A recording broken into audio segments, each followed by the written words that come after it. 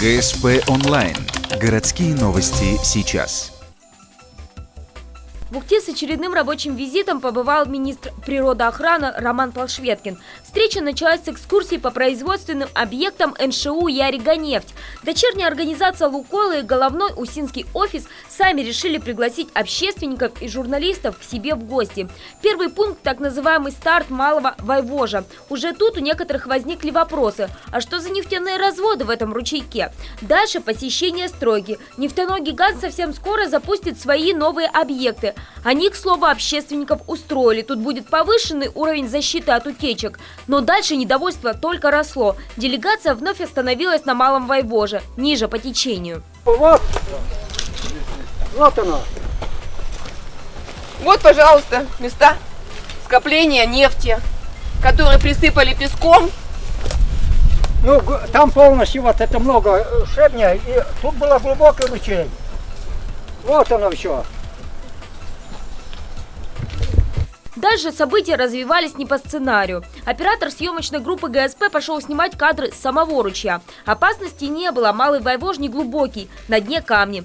Только вот под ними оказался приличный слой ила. И не только. Спасать камеру и оператора пришлось всем миром, в том числе и мне, корреспонденту. Вышли мы из ручья, что называется, по уши в грязи и нефти.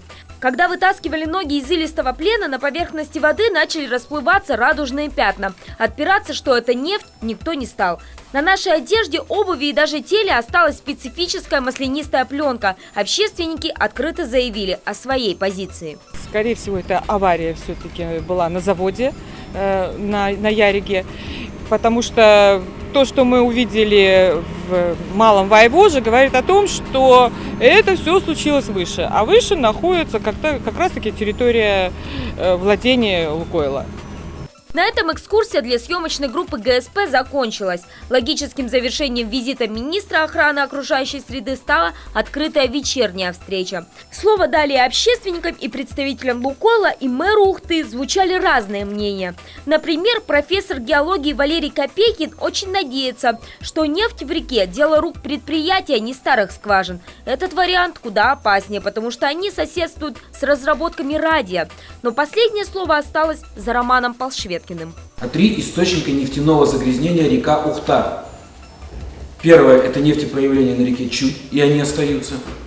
И сейчас никто не спорит, что это источник нефтяного загрязнения. Это те самые скважины, 3. Вот. И они действительно, нефтепроявления на них были. Но, повторю, основное загрязнение произошло с территории НШУ «Ярига-нефть». Также проверка выявила, что на предприятии уже с января ухудшилась работа очистных сооружений.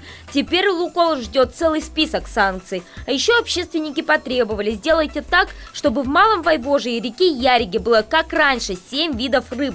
Теперь там едва ли 1 водится. Нефтяники пообещали, в 2017 году построят новые очистные сооружения. И засорять Малый Вайвож, который собирал нефтяные отбросы минимум 2 года, больше не будут. По степени качества воды мы получим техническую воду.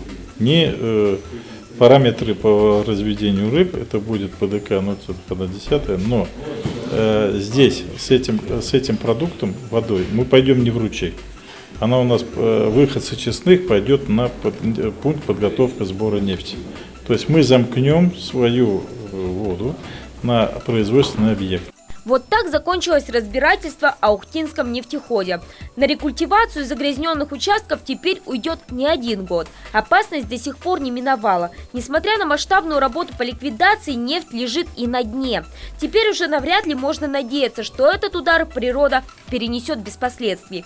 А каковы будут последствия для виновника, поживем – увидим.